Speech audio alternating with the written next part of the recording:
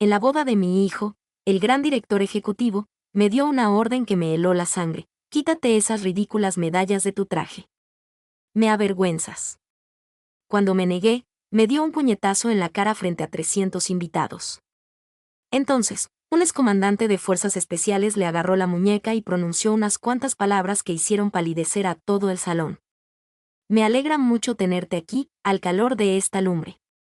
Acompáñame en esta historia hasta que se apague la última brasa, y déjame un comentario con el nombre de la ciudad desde donde me escuchas, para saber hasta qué rincón del mundo ha viajado el eco de mi voz. Jamás, ni en mis peores pesadillas, imaginé que mi propio hijo sería quien terminaría por quebrarme. A mis 61 años, he sobrevivido a 3 despliegues en la Sierra de Tierra Caliente, he visto a hombres buenos exhalar su último aliento a mi lado, y cargo con heridas en los huesos que todavía palpitan cuando barrunta la lluvia. Pero nada, absolutamente nada, me preparó para lo que ocurrió en la boda de Mateo. La hacienda de los Cascabeles brillaba esa noche como sacada de un cuento de hadas. Los candelabros de cristal derramaban una luz cálida sobre 300 miembros de la élite de la ciudad, todos envueltos en sus mejores galas. Yo estaba de pie cerca de la barra, ajustando mi uniforme de gala por última vez. La tela azul marino se sentía como una segunda piel, y el peso de las medallas sobre mi pecho me llenaba de un orgullo silencioso. Me había ganado cada una de ellas con sangre, sudor y renuncias. Papá, ¿qué diablos traes puesto? La voz de Mateo cortó el suave murmullo de las conversaciones como un cuchillo carnicero. Me giré para ver a mi hijo caminando a zancadas hacia mí, con el rostro torcido en una mueca que jamás le había visto, asco puro. Su nueva esposa, Sofía, caminaba un paso atrás, con su vestido de diseñador susurrando contra el piso de mármol. Es mi uniforme de gala, mijo. Pensé que... Pensaste mal, sus palabras salieron afiladas, masticadas con rabia. Esta es mi boda, no un maldito desfile militar. Las conversaciones a nuestro alrededor comenzaron a apagarse. Sentí como las miradas se clavaban en nuestra nuca. 300 invitados súbitamente fascinados por el drama de nuestra familia. El pecho se me apretó, pero mantuve la voz serena. Mateo, estas medallas representan una vergüenza. Dio un paso al frente. Tan cerca que pude oler el whisky en su aliento. Mira a tu alrededor, papá. Aquí hay gente importante. Directores, inversionistas, políticos. No quieren ver a un viejo soldado jugando a los disfraces. Las palabras me impactaron como metralla en el pecho. Asterisco: un viejo soldado jugando a los disfraces. Bajé la mirada hacia la cruz de honor prendida en mi pecho, recordando el peso muerto del sargento Martínez entre mis brazos mientras lo sacaba del fuego cruzado. La medalla de sangre, ganada cuando la metralla me destrozó el hombro en esa misma emboscada. No eran disfraces. No eran adornos. Eran pedazos de mi alma forjados a fuego. Hijo, he usado este uniforme en cada momento importante de tu vida. En tu graduación, en tu ascenso. Y también fue vergonzoso en ese entonces. La voz de Mateo subió de tono, atrayendo más miradas. He construido algo aquí, papá. Una reputación. Un imperio. No puedo permitir que me hagas quedar como un caso de caridad cuyo padrecito no pudo triunfar en el mundo real. Sofía le puso una mano de uñas perfectas en el brazo. Mateo, mi amor, a lo mejor deberíamos. No. Se sacudió el toque de su esposa, sin apartar los ojos de los míos. Esto se acaba hoy. Quítate esas ridículas medallas, papá. Quítatelas o haré que seguridad te eche a la calle. El gran salón se había sumido en un silencio sepulcral. 300 rostros observando, esperando ver qué ocurriría. Sentí que el calor me subía a las mejillas, pero no era vergüenza. Era rabia. Una rabia profunda y ardiente al ver que mi propia sangre, mi propia carne, podía pararse ahí y despojarme de todo por lo que había luchado. No, dije, en un susurro firme. ¿Qué dijiste? Dije que no, Mateo. Estas medallas se quedan exactamente donde están. Su rostro se oscureció del mismo modo que lo hacía cuando era niño y le negaba un capricho. Pero esto no era un berrinche por un juguete. Este era mi hijo, un hombre de 32 años, a punto de mostrarle a 300 personas quién era en realidad. Viejo terco y estúpido, siseó. No soportas que yo haya logrado ser alguien sin tu ayuda, ¿verdad?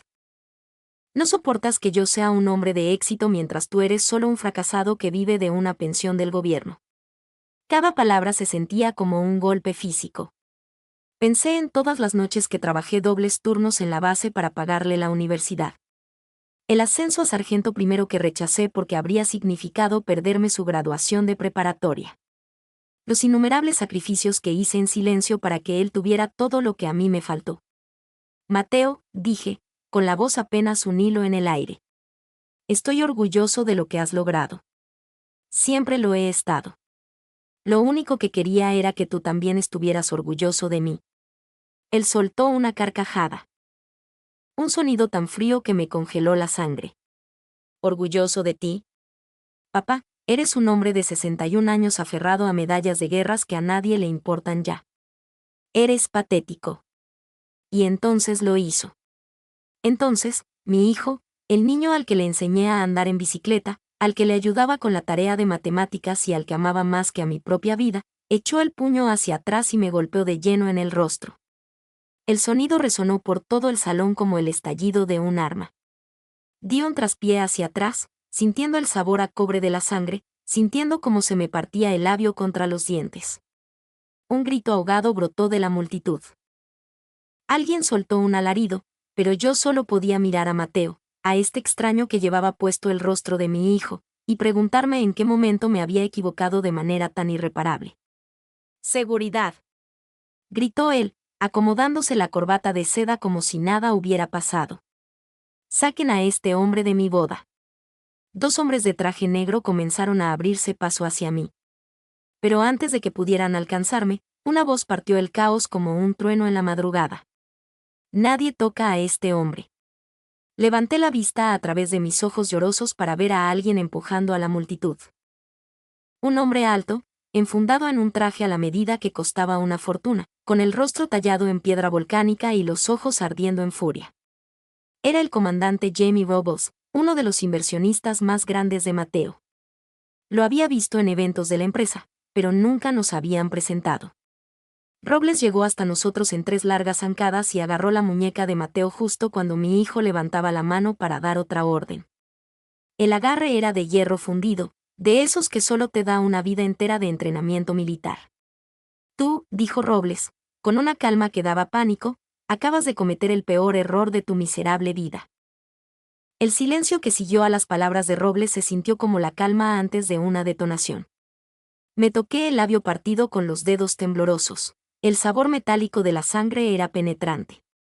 A nuestro alrededor, 300 invitados estaban petrificados, con las copas de champaña a medio camino de los labios, sus expresiones oscilando entre el shock y el horror.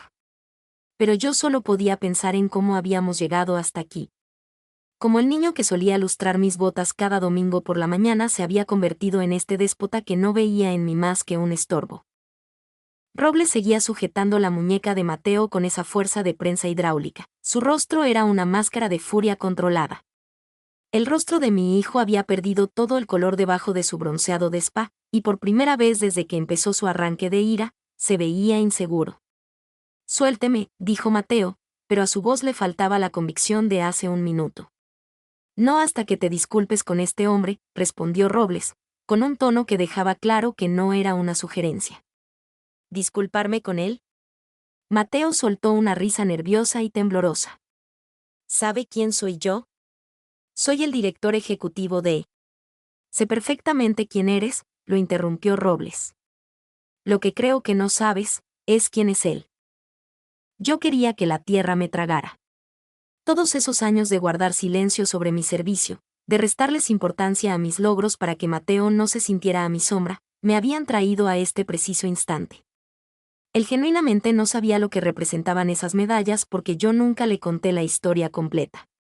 Mi mente vagó hacia otra noche, 15 años atrás, cuando Mateo llevó a su novia de la universidad a cenar a la casa. Estábamos sentados alrededor de la mesa de la cocina cuando ella preguntó por mi servicio militar. Antes de que yo pudiera abrir la boca, Mateo se adelantó con una risa despectiva. Ah, mi papá solo era un soldado raso. Nada emocionante. Yo había abierto la boca para corregirlo. Para explicarle sobre las misiones, las condecoraciones, las vidas que salvé. Pero entonces vi la mirada en sus ojos. No era malicia, era simple indiferencia. Como si mi servicio fuera un detalle minúsculo en la historia familiar, no más importante que el nombre de la secundaria a la que fui. Así que sonreí y cambié de tema, pensando que estaba protegiendo sus sentimientos, pensando que era mejor ser humilde que arriesgarme a hacerlo sentir pequeño. Lo había estado protegiendo de la verdad de quién era su padre en realidad. Y al hacerlo, me volví un fantasma. El recuerdo de otra tarde me golpeó de lleno. La graduación de preparatoria de Mateo. Me habían ofrecido el ascenso a sargento primero, lo que habría significado mudarme al campo militar número 1 durante 6 meses para un entrenamiento avanzado. Era todo por lo que había sudado durante 20 años. Pero la graduación de Mateo caía exactamente en la misma semana que empezaba el programa. Acepta el ascenso, papá, me había dicho Mateo cuando le expliqué el cruce de fechas. Es solo una ceremonia. Yo lo entiendo. Pero escuché la herida latiendo debajo de su tono casual. Escuché cuánto le importaba, aunque su orgullo no le dejara decirlo. Así que rechacé el ascenso. Me quedé a su graduación y lo vi caminar por ese escenario con un orgullo que me ensanchó el pecho. Me abrazó al final, me dijo que le alegraba que me hubiera quedado. Por un instante perfecto, sentí que había tomado la decisión correcta. Ahora, de pie en este salón de mármol, con la sangre escurriendo por mi barbilla y la vergüenza quemándome las entrañas, me preguntaba si él siquiera recordaba esa graduación. Si alguno de mis sacrificios había valido de algo. Señor, ¿se encuentra bien? Parpadeé, volviendo al presente, para encontrar a Robles mirándome con una preocupación genuina. Mateo se había zafado de su agarre y se estaba alisando el saco. Tenía el rostro encendido de ira y de lo que muy bien podría ser miedo. Estoy bien, logré articular, aunque mi voz sonó hueca hasta para mí. No, dijo Robles con firmeza. No está bien. Y esto, señaló todo el salón con un gesto amplio, no está bien. Sofía tiró de la manga de Mateo. Mi amor, a lo mejor deberíamos solo. ¿Deberíamos solo qué? Escupió Mateo, volcando su furia hacia su nueva esposa. ¿Dejar que un veterano fracasado arruine nuestra boda? Este se supone que es nuestro día especial, y él lo está convirtiendo en su propio circo con su patética necesidad de llamar la atención. Las palabras dolieron más que los golpes. Asterisco llamar la atención, eso era lo que él creía. Que yo me había puesto el uniforme de gala para robarle el protagonismo, para hacer que su boda se tratara de mí. Pensé en la mañana, cuando decidí ponérmelo. Estuve parado frente al espejo de mi cuarto durante 20 minutos, debatiendo entre el azul de mi uniforme y el traje negro y sencillo que colgaba al lado. Elegí el uniforme porque quería honrar la ocasión. Quería mostrar respeto por el gran día de mi hijo, lucir como alguien a quien él pudiera llamar padre con la cabeza en alto. En lugar de eso, le di un motivo para avergonzarse. Mateo, dije en voz baja, apenas superando el murmullo de los invitados que había vuelto a encenderse. Nunca quise avergonzarte. Solo quería. Querías lucirte. Me cortó de tajo.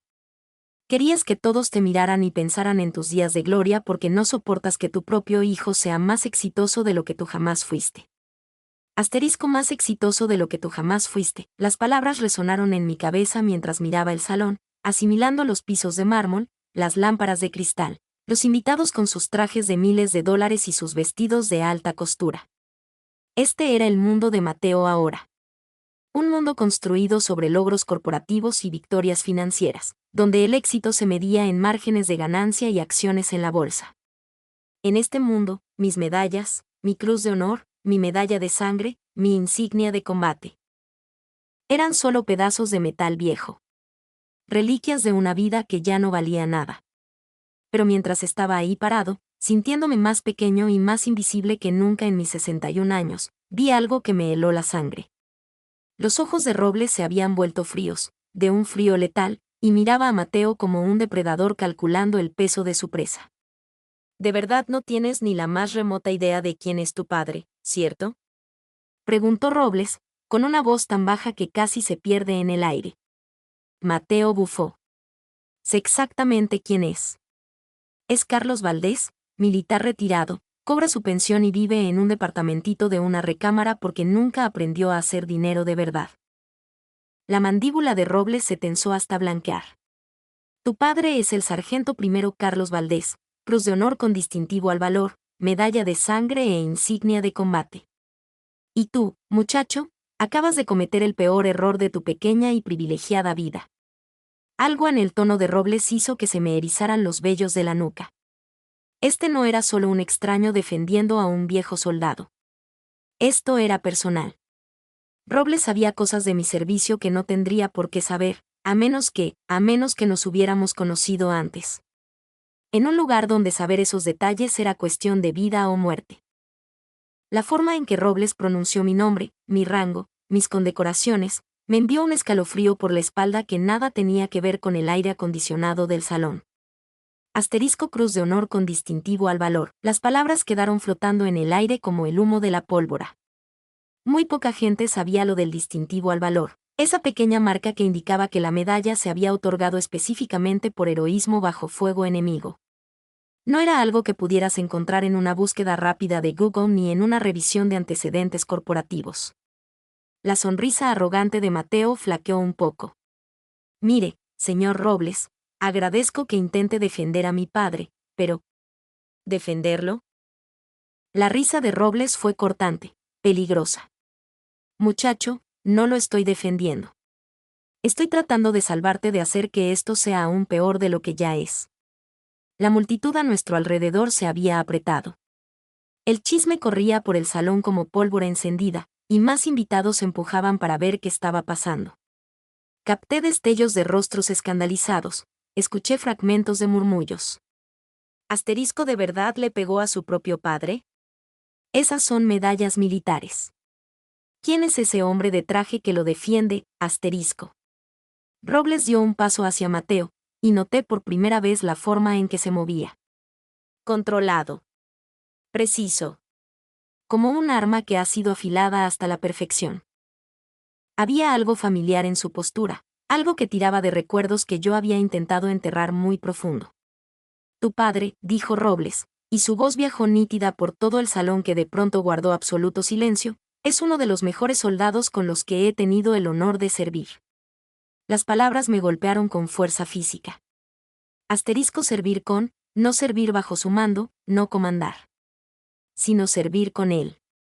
Como iguales. Como hermanos de sangre. Y entonces lo vi. La línea de la mandíbula, la forma en que cuadraba los hombros, la cicatriz apenas visible sobre su ceja izquierda. 23 años más viejo, usando un traje carísimo en lugar de equipo táctico, pero los ojos eran los mismos. Esos ojos de acero gris que me habían mirado desde una camilla improvisada en un hospital de campaña en la sierra. Jaime, el nombre salió de mis labios como un suspiro. Robles giró la cabeza hacia mí, y cuando nuestras miradas se cruzaron, vi la confirmación que había estado esperando y temiendo en la misma medida. Hola, mi sargento, dijo en voz baja. Ha pasado mucho tiempo. El apodo me pegó como un puñetazo en la boca del estómago. Asterisco mi sargento, así me llamaban todos. Los jóvenes reclutas de mi unidad que me buscaban buscando guía, buscando protección, buscando una forma de regresar vivos a casa a través del infierno al que todos nos habíamos ofrecido entrar. Jaime Robles tenía 19 años cuando lo conocí. Recién salido del adiestramiento y muerto de miedo. Un muchacho que se metió al ejército para pagarse la carrera y terminó en medio de una guerra contra el narco. Yo lo había tomado bajo mi ala. Le enseñé a mantenerse vivo, a mantener la cabeza agachada y los ojos bien abiertos. Ustedes dos se conocen. La voz de Mateo se quebró un poco. Robles no apartó los ojos de mí. Tu padre me salvó la vida, Mateo. A mí y a otros 22 hombres. El salón quedó en un silencio sepulcral. 300 corazones aguantando la respiración, esperando una historia que, de alguna manera, sabían que lo cambiaría todo. 15 de septiembre, continuó Robles, Y su voz adquirió la cadencia rítmica y medida de quien da un parte militar. Base de operaciones avanzadas a 30 kilómetros de la zona caliente. Se suponía que era un patrullaje de rutina. Revisar el perímetro. Hacer contacto con los líderes del pueblo. Regresar a la base antes del anochecer. Cerré los ojos y, de pronto, estaba de vuelta allí. El olor a polvo seco y a diésel. El peso de mi mochila táctica.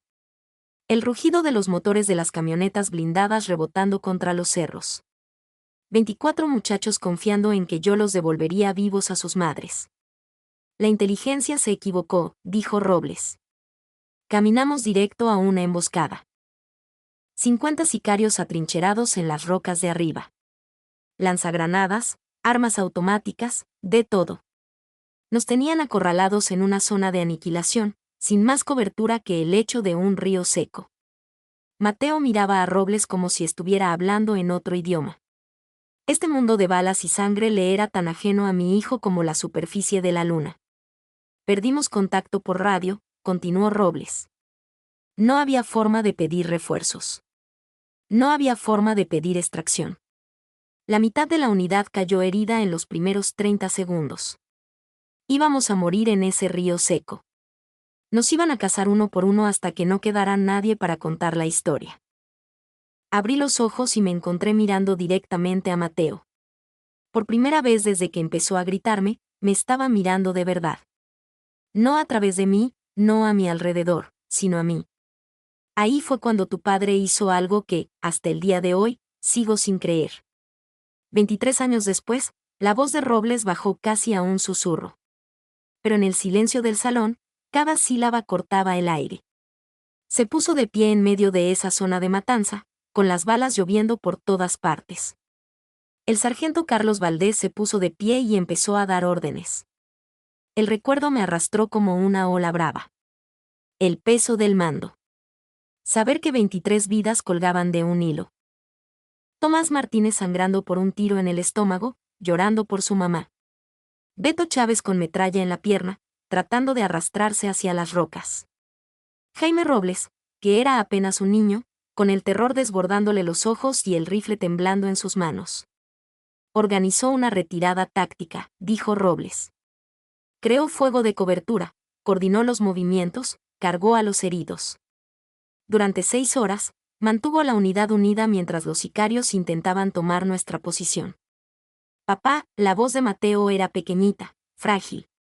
Miré a mi hijo, a este extraño de smoking carísimo, y por un segundo, vi al niño que me pedía que le contara cuentos de soldados valientes antes de dormir. Cuando los helicópteros por fin nos encontraron, prosiguió Robles, 23 hombres subieron a esos pájaros con vida. Todos nosotros. Ni una sola baja. Ni un solo soldado atrás. ¿Y sabes por qué? Dio un paso hacia Mateo, tan cerca que mi hijo tuvo que echar la cabeza hacia atrás para sostenerle la mirada. Porque tu padre nos cargó. Literalmente cargó a algunos de nosotros en su espalda. Tomás Martínez había perdido tanta sangre que no podía caminar. Tu padre se lo echó al hombro y corrió 100 metros bajo el fuego enemigo para llevarlo al punto de extracción. Recordé el peso muerto de Tomás contra mi espalda. El sonido de su respiración rasposa en mi oído, el calor húmedo de su sangre empapando mi uniforme. Recordé el ardor en mis pulmones, el silbido de las balas rozándome la cabeza, la certeza absoluta de que los dos íbamos a morir ahí mismo. Recibió metralla en el hombro y en la pierna, dijo Robles. Y siguió peleando. Siguió liderando. Siguió salvando vidas. Las cicatrices. Los dolores cuando llovía. Las pesadillas que todavía me asaltaban en la madrugada, 23 años después. Mateo había crecido viendo los recordatorios físicos de ese día, pero nunca supo lo que significaban.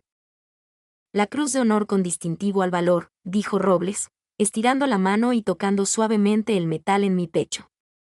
Por gallardía conspicua e intrepidez en acción contra un enemigo. La medalla de sangre por heridas recibidas en combate. La insignia de combate por participación activa bajo fuego cruzado. Mateo miraba las medallas ahora, viéndolas por primera vez en su vida. Viéndolas de verdad. Tu padre, dijo Robles, volviéndose hacia Mateo con hielo en la voz, es un verdadero héroe. Y tú acabas de llamarlo patético y de romperle la cara. El silencio que siguió fue ensordecedor. Podía escuchar los latidos de mi propio corazón. Podía sentir el peso de 300 pares de ojos. En algún lugar entre la multitud, una mujer empezó a llorar quedito.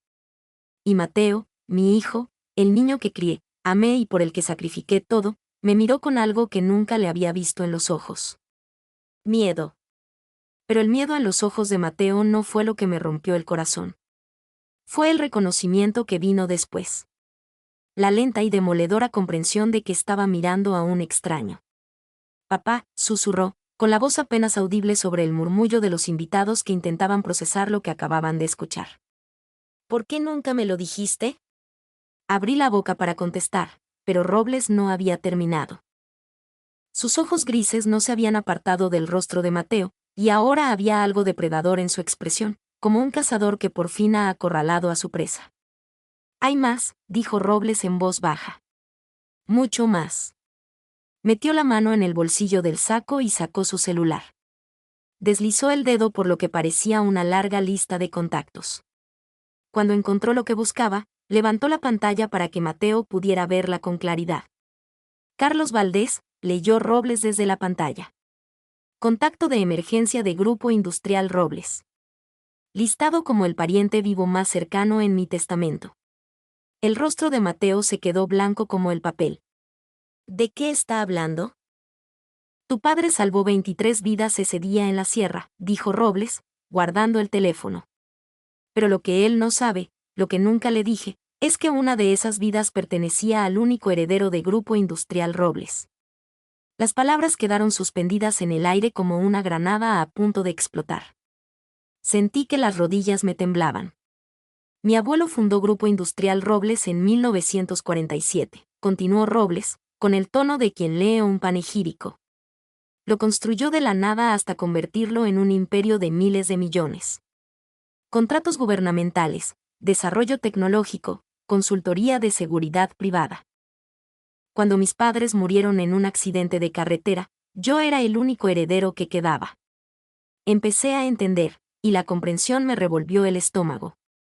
Si yo hubiera muerto en ese río seco, dijo Robles, Grupo Industrial Robles se habría disuelto. 18.000 empleados habrían perdido su trabajo. Miles de millones en contratos se habrían cancelado. Todo un legado industrial habría sido borrado del mapa. Mateo negaba con la cabeza lentamente, como si intentara despertar de una pesadilla. Pero no morí, siguió Robles. Porque el sargento Carlos Valdés me echó al hombro y me cargó 200 metros bajo una lluvia de balas. Porque me hizo un torniquete en la pierna cuando me estaba desangrando. Porque se sentó conmigo en ese hospital de campaña y me contó chistes malos para mantenerme despierto mientras los médicos me cosían. El recuerdo regresó de golpe. Jaime Robles, de 19 años, pálido como un muerto por la pérdida de sangre, apretándome la mano tan fuerte que creí que me rompería los dedos. Estaba delirando por la morfina, balbuceando sobre la empresa de su abuelo, sobre responsabilidades para las que no estaba listo. Así que, cuando heredé Grupo Industrial Robles 6 meses después, dijo Robles, tomé una decisión. Usaría cada recurso a mi alcance para asegurarme de que a Carlos Valdés nunca le faltara nada. Que su familia estuviera cuidada, pasara lo que pasara. Sentí una presión en el pecho. Jaime, ¿qué estás diciendo? La mirada de Robles se desvió hacia mí, y por un instante, la máscara del depredador se desvaneció. Volví a ver al muchacho de 19 años. Asustado, agradecido y decidido a no olvidar nunca. Estoy diciendo que cada contrato importante que la empresa de tu hijo ha ganado en su vida, llegó a través de subsidiarias de Grupo Industrial Robles. Cada inversionista fuerte que respaldó su arranque, fue alguien por quien yo metí las manos al fuego personalmente. Cada conexión de negocios que lo hizo exitoso, fue una conexión que yo facilité. El salón estaba en un silencio sepulcral. Mateo parecía haber sido impactado por un rayo.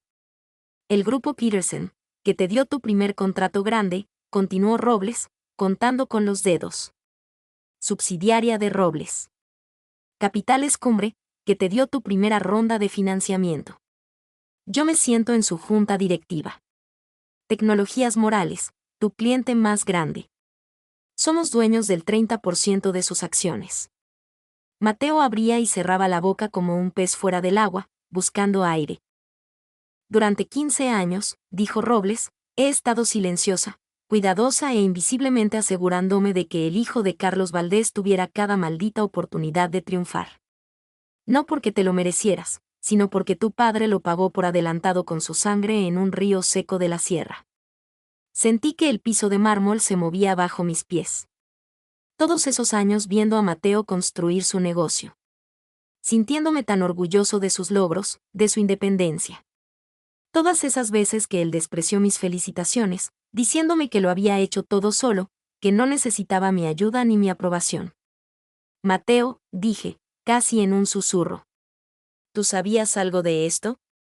El rostro de mi hijo era pura ceniza. No. No, te lo juro que no sabía.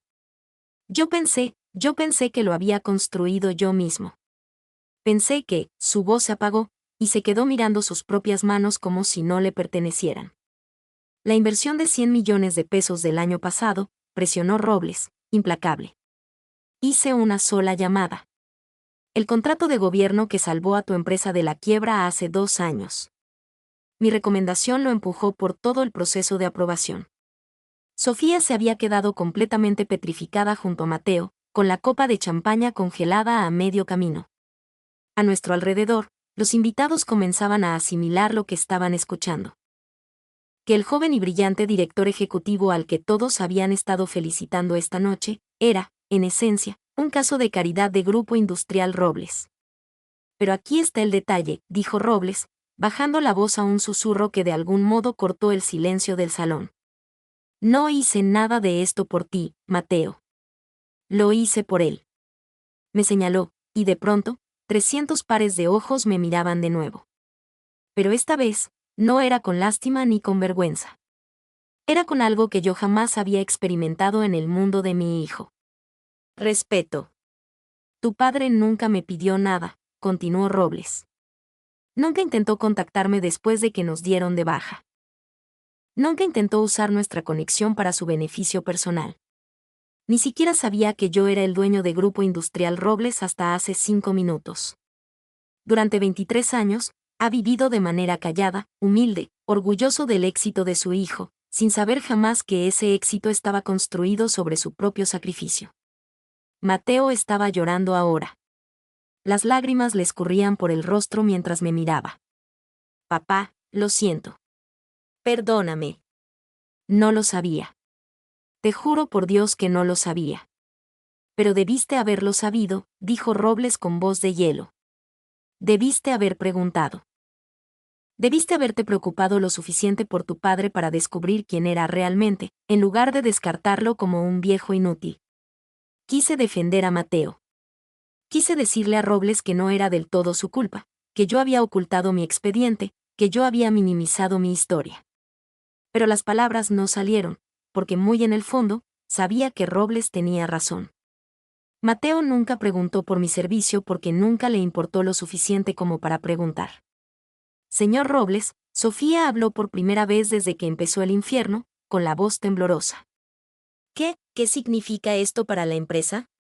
Robles giró para mirarla, y su expresión era ártica. ¿Usted qué cree que significa? La implicación flotó en el aire como una sentencia de muerte. Sin el soporte invisible de Robles, la empresa de Mateo estaba construida sobre arena. Y Robles tenía toda la pinta de ser un hombre que ya se había cansado de jugar al ángel de la guarda con un malagradecido. Por favor, susurró Mateo, estirando las manos temblorosas hacia mí. Papá, por favor. Perdóname. Te lo suplico. Miré a mi hijo. Lo miré de verdad, y vi a un extraño. No porque yo nunca hubiera sabido quién era él, sino porque él nunca había sabido quién era yo. Y lo que es peor, nunca le importó averiguarlo. Mateo, dijo en voz baja, tocándome el labio partido que él me había dejado. Necesito pensar en esto. Fueron palabras sencillas, pero cargaban el peso de 32 años de decepciones. Robles asintió con aprobación, como si yo acabara de pasar alguna clase de prueba. Pero mientras miraba a mi alrededor, a los 300 rostros conmocionados, me di cuenta de que la verdadera prueba apenas comenzaba. Las réplicas de la revelación de Robles sacudieron el salón como un temblor de tierra, y vi cómo el mundo de mi hijo se desmoronaba en tiempo real. Empezó con murmullos. Los invitados se giraban unos a otros, con voces bajas pero urgentes, procesando lo que acababan de presenciar. Un director ejecutivo atacando a su padre, un héroe de guerra. Un imperio de negocios construido sobre caridad secreta. Una boda que se había convertido en un fusilamiento público. Damas y caballeros, la voz de Robles cortó el murmullo como un general dirigiéndose a sus tropas. Creo que es momento de que todos le demos a la familia Valdés un poco de privacidad. Pero privacidad era lo último que la gente quería darnos. Ya había celulares afuera, grabando, tomando fotos. En la era de las redes sociales, la humillación de Mateo se volvería viral en cuestión de horas. Pude ver en su cara que él también lo sabía, estaba viendo cómo su imagen pública, pulida con tanto cuidado, se disolvía frente a sus ojos. Señor Robles, Sofía dio un paso al frente, manteniendo la voz firme a pesar del temblor en sus manos. Seguramente podemos discutir esto en privado. No hay necesidad de... ¿De qué? La risa de Robles fue gélida.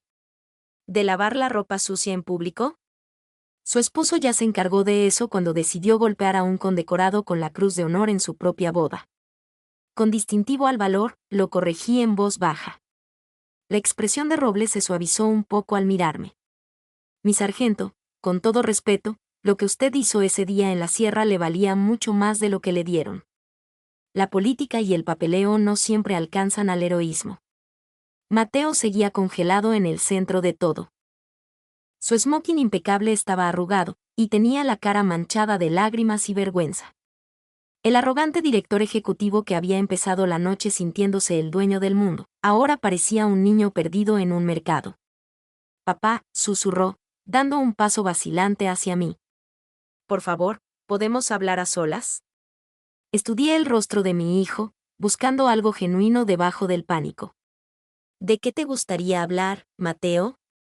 Quiero entender. Quiero saber sobre la sierra. Sobre lo que hiciste. Quiero saber sobre ti. Las palabras debieron haberme llenado de esperanza. Durante 32 años, había esperado que mi hijo preguntara por mi servicio. Que mostrara interés en la parte de mi vida que me había marcado más profundamente.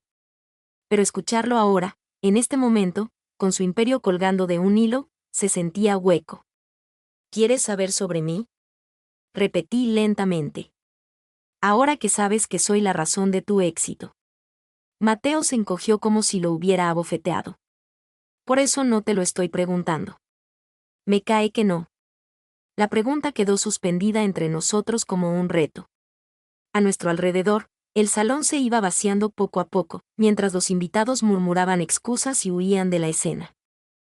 Pero los actores principales seguían ahí, Robles observando como un juez de hierro, Sofía aferrándose a su ramo de flores como si fuera un salvavidas, y mi hijo, luchando por encontrar las palabras que pudieran deshacer el daño que había hecho. Sé cómo se ve esto, dijo Mateo por fin. Sé que crees que solo me importa ahora por el negocio, pero, papá, al ver esas medallas, al escuchar lo que dijo el señor Robles, me di cuenta de que nunca te conocí de verdad. No, asentí en voz baja. No me conociste. Y eso fue culpa mía. Yo debía haber preguntado. Debía haberme importado lo suficiente para preguntar. Fue la primera cosa honesta que había dicho en toda la noche, y me cortó más profundo que sus puños. ¿Por qué no me lo dijiste? Presionó Mateo, con la desesperación trepándole por la garganta. Sobre la emboscada, sobre salvar vidas, sobre ser un héroe. ¿Por qué dejaste que pensara que eras solo un hombre ordinario? La pregunta que tanto temía.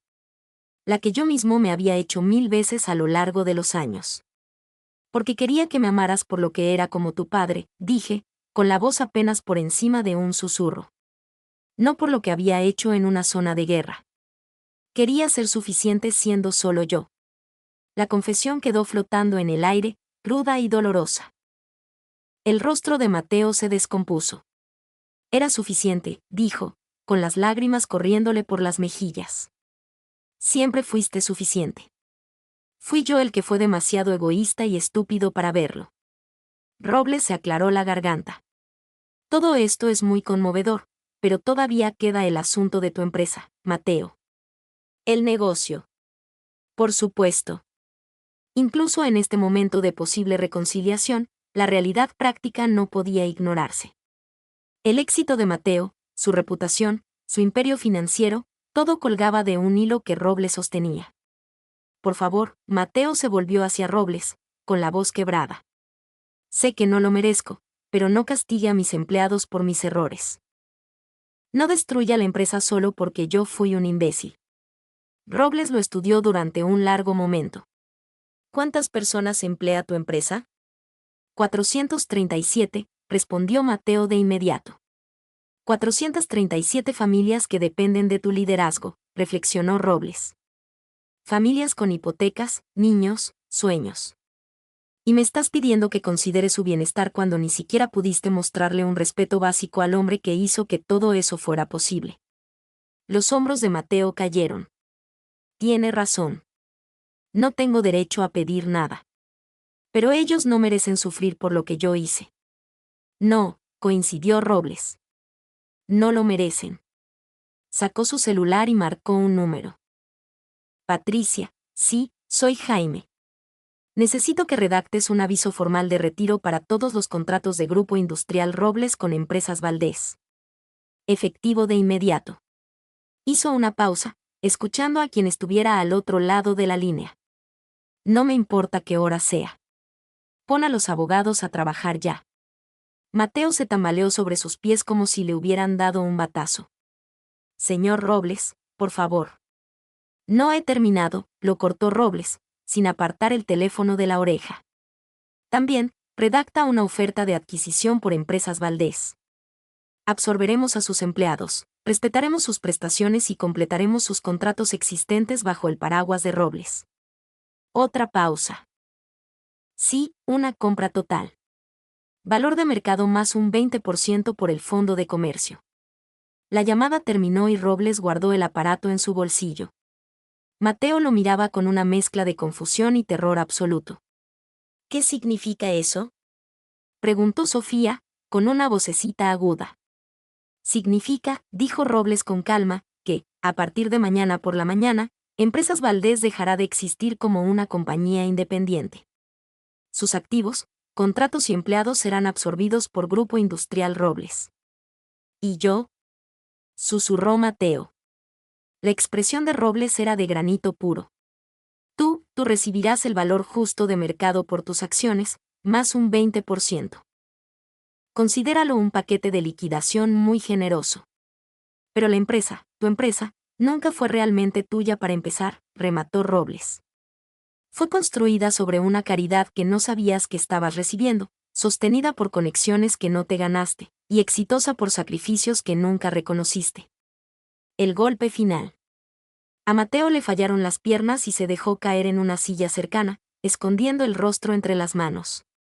Hay una alternativa, dijo Robles después de un momento. Mateo levantó la cabeza de golpe, con una chispa de esperanza en los ojos. Puedes renunciar como director ejecutivo y aceptar un puesto de gerente de nivel medio en la nueva organización. 12,000 pesos al mes. Sin opciones sobre acciones, sin bonos ejecutivos. Le reportarás a un supervisor, seguirás órdenes y aprenderás lo que significa ganarse el éxito. ¿12,000 pesos? La voz de Sofía fue un chillido agudo. Eso no es nada. Tenemos una hipoteca, pagos de los carros, tarjetas de crédito. Entonces aprenderán a vivir dentro de sus posibilidades, respondió Robles con frialdad. Igual que Carlos lo ha estado haciendo toda su vida. Observé este intercambio sintiéndome extrañamente despegado. El imperio de mi hijo se estaba desmoronando. Su matrimonio probablemente estaba acabado y su vida de lujo se estaba evaporando. Y yo no sentía nada. Ni satisfacción, ni venganza, ni alegría. Solo un vacío profundo donde antes vivían 32 años de esperanza. Papá, Mateo me miró desde su silla, con el rostro devastado. ¿Qué debo hacer? Era la primera vez en mi vida adulta que mi hijo me pedía un consejo. La primera vez que me buscaba para que lo guiara en lugar de descartarme como un estorbo. No lo sé, Mateo, le dije con honestidad. Esa es una decisión que vas a tener que tomar por ti mismo. Pero, ¿tú qué harías en mi lugar? Lo pensé. Lo pensé de verdad. Yo tomaría el puesto de gerente. Aprendería a ser humilde. Me abriría camino de regreso haciendo las cosas bien. Por mérito, no por caridad. Mateo asintió despacio. ¿Y nosotros? ¿Tú y yo? Esa era la pregunta que más temía. La que definiría el resto de nuestras vidas. No lo sé, repetí. Honestamente, no sé si hay un nosotros que rescatar. Las palabras rompieron algo en el rostro de Mateo, pero eran la verdad, y yo ya había terminado de fingir lo contrario. 6 meses después, estaba de pie en la terraza de mi pequeña cabaña, mirando hacia el lago de Pátzcuaro, viendo cómo el amanecer pintaba el agua de oro viejo. El café en mis manos todavía humeaba, y por primera vez en décadas, no tenía ningún lugar al que debiera ir. La cabaña no era la gran cosa. 2 recámaras, un baño, una cocina del tamaño justo para un hombre que aprendió a cocinarse solo. La había comprado con parte del dinero que Robles insistió en darme, a pesar de mis quejas de que yo no quería que me pagaran por cumplir con mi deber. No es un pago por lo de la sierra, me había dicho cuando me metió el cheque a la fuerza en las manos. Es una compensación por 23 años de ver que tu sacrificio pasó desapercibido. El dinero había sido suficiente para comprar este lugar de contado y vivir cómodamente por el resto de mi vida. Nada extravagante, pero todo lo que realmente necesitaba. Para un hombre que pasó 30 años en unidades habitacionales militares y la última década en un departamento enano, esto se sentía como un palacio. Mi celular vibró sobre el barandal de madera. Un mensaje de texto de Robles. Asterisco, noche de póker el jueves a las 7 de la tarde. No traigas nada más que tus ganas de perder dinero. Asterisco. Sonreí y tecleé de vuelta. Asterisco, copiado, mi comandante. Asterisco. Jaime Robles se había convertido en una constante en mi vida desde aquella noche en la boda. No solo era un viejo compañero de armas reportándose por obligación, sino un amigo genuino. Cenábamos una vez a la semana, jugábamos póker con otros veteranos y pasábamos largas tardes en esta misma terraza hablando de todo y de nada. Resultó que cargar a alguien para salvarle la vida crea un lazo que no se destiñe con el tiempo. Él había pasado 23 años preguntándose si yo lo recordaba, si pensaba en ese día en la sierra. Yo había pasado los mismos 23 años tratando de olvidarlo. Ahora hablábamos de ello abiertamente. Las pesadillas que a veces todavía llegaban. Los ruidos que nos hacían brincar a los dos. La manera en que el olor a tierra seca podía transportarnos de vuelta a ese lecho de río en un instante. Ayudaba mucho tener a alguien que entendía sin necesidad de explicaciones. Entró otro mensaje. De un número que no tenía guardado. Asterisco, papá, soy Mateo. Sé que no quieres hablar conmigo, pero me dieron un ascenso en el trabajo. Subgerente. Pensé que te gustaría saberlo. Asterisco. Me quedé mirando la pantalla un largo rato. 6 meses de silencio entre nosotros, roto por la noticia de un ascenso que probablemente venía con un aumento de 3,000 pesos y responsabilidades de verdad. En el mundo de antes de la boda, ser subgerente en la empresa de alguien más habría sido un fracaso humillante para Mateo.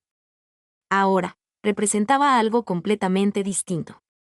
Un logro ganado a pulso. Tecleé de vuelta, asterisco, felicidades. Es una buena noticia. Asterisco. Aparecieron 3 puntitos de inmediato, indicando que estaba escribiendo. Desaparecieron. Volvieron a aparecer. Y desaparecieron de nuevo. Finalmente, llegó un simple, asterisco y gracias, papá. Asterisco. No era una reconciliación. No era un perdón. Era un reconocimiento, que ya era mucho más de lo que teníamos hace 6 meses. Los papeles del divorcio se habían firmado 3 semanas después de la boda. Sofía había durado exactamente lo que tardó en darse cuenta de que con 12,000 pesos al mes no podía mantener el estilo de vida con el que se había casado. Mateo firmó sin pelear, dejándole la casa, las camionetas y casi todos los ahorros. Ahora vivía en un departamento de soltero, tomaba el camión para ir a trabajar y estaba aprendiendo lo que la mayoría de la gente aprende a los 20 años. Robles había cumplido su palabra sobre el trabajo. Mateo se estaba ganando sus ascensos con sudor, con resultados reales. Sin palancas, sin manos invisibles ayudándolo. Solo un hombre aprendiendo lo que su padre siempre supo, que la verdadera satisfacción viene de ganarte lo que tienes. Buenos días, mi sargento. Me di la vuelta para encontrar a Robles subiendo los escalones de mi terraza, cargando una bolsa de pan dulce del pueblo y 2 vasos de café. «Llegas temprano», le dije. No podía dormir. Supuse que andabas con el mismo problema. Era cierto. Los dos seguíamos despertándonos antes del alba casi todos los días, una maña grabada a fuego por décadas de rutina militar. Habíamos aprendido a hacer las paces con ello, a usar esas horas calladas de la madrugada para pensar en lugar de pelear contra el insomnio. Robles se acomodó en la silla junto a la mía y me pasó un vaso de café. Ayer me llamó mi departamento de recursos humanos, dijo, dándole un trago a su vaso. Tu hijo aplicó para un puesto en nuestro programa de capacitación gerencial. Nivel senior, no de entrada. Compromiso de 2 años. Con potencial de crecimiento real si demuestra que trae con qué. Levanté una ceja. Y no te mencionó ni una sola vez en su solicitud, continuó Robles. No intentó usar nuestra conexión. Ni siquiera insinuó que conocía nuestra historia. Aplicó estrictamente con sus credenciales y su historial de trabajo. Eso me sorprendió. El Mateo de antes habría jugado todas sus cartas, habría usado cada contacto. ¿Y qué vas a hacer?, le pregunté. Robles le sopló a su café, pensativo. Voy a dejar que Recursos Humanos lo maneje como cualquier otra solicitud. Si sus méritos le alcanzan para una entrevista, se la darán. Si no, pues no. Nada de tratos especiales para ningún lado. Me parece justo. La pregunta es, prosiguió Robles, ¿qué sientes tú ante la posibilidad de que él trabaje en mi empresa? Lo consideré. Hace 6 meses, la idea me habría llenado de angustia. Pensar en mi hijo y en mi mejor amigo en el mismo círculo profesional, con todas las broncas que eso podría traer. Ahora, solo se sentía como un paso más en este camino que todos estábamos recorriendo. Creo, dije, midiendo mis palabras, que si se lo gana, merece la oportunidad. Y si no se lo gana, merece el rechazo. Robles asintió, satisfecho. Buena respuesta. Nos quedamos en un silencio cómodo durante un buen rato, viendo cómo despertaba el lago.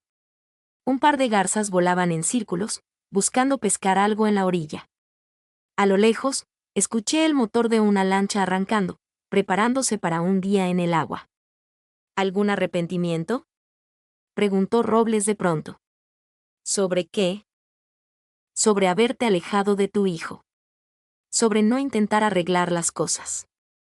Sobre no ser el hombre maduro de la situación. Lo pensé seriamente. ¿Me arrepentía de haber elegido mi propia paz por encima de la posibilidad de una reconciliación? ¿Me arrepentía de poner mi salud mental por encima de la obligación familiar? No, dije por fin. Por primera vez en mi vida, no soy responsable de manejar las emociones de alguien más, ni de arreglar los errores de nadie. No ando caminando de puntitas para evitar decepcionar a la gente. Solo estoy viviendo. Suena solitario. A veces, admití. Pero estar solo es mejor que ser invisible. Y fui invisible durante 32 años. Robles soltó una carcajada ronca. Nunca fuiste invisible para los soldados que salvaste. No, le di la razón. Pero no podía vivir toda mi vida en el pasado. Incluso si era un pasado del que estaba orgulloso. Mi teléfono volvió a vibrar. Otro mensaje de Mateo. Asterisco, papá, sé que a lo mejor es pedir mucho, pero ¿crees que podríamos ir a tomar un café algún día? Solo para platicar. Asterisco. Le mostré el mensaje a Robles. Lo leyó y me devolvió el teléfono sin decir nada. ¿Qué opinas? Le pregunté. Opino, dijo Robles lentamente, que un café es solo un café. No te obliga a perdonar nada, ni a arreglar nada, ni a hacer otra cosa que exactamente quien eres en este momento. Tenía razón. Un café era solo un café. Una plática era solo una plática. No tenía que llevar a ningún lado, ni resolver nada, ni reconstruir lo que se había roto. Tecleé de vuelta, asterisco, sábado a las 10 de la mañana. En el VIPS de la carretera federal. Asterisco. La respuesta llegó de inmediato. Asterisco, ahí estaré. Gracias. Asterisco. Dejé el celular en la mesa y volví a mirar hacia el lago. Las garzas habían atrapado su pescado y volaban de regreso a los árboles. El desayuno estaba asegurado por un día más. La lancha a lo lejos ya iba en movimiento, cortando una estela blanca y limpia sobre el agua. ¿Sabes qué es lo mejor de todo esto? Le dije a Robles. ¿Qué cosa? Que si el café sale mal, si me decepciona otra vez, si resulta que nada ha cambiado, hice una pausa, sintiendo como la verdad se asentaba firme en mi pecho. De todas formas, voy a regresar a esta terraza. De todas formas, voy a tener mi paz. De todas formas, voy a tener la vida que construí para mí. Robles levantó su vaso de café a modo de brindis. Por la paz ganada a pulso. Por la paz ganada a pulso, repetí, chocando mi vaso contra el suyo. Y por primera vez en mis 61 años, supe exactamente quién era y exactamente a dónde pertenecía.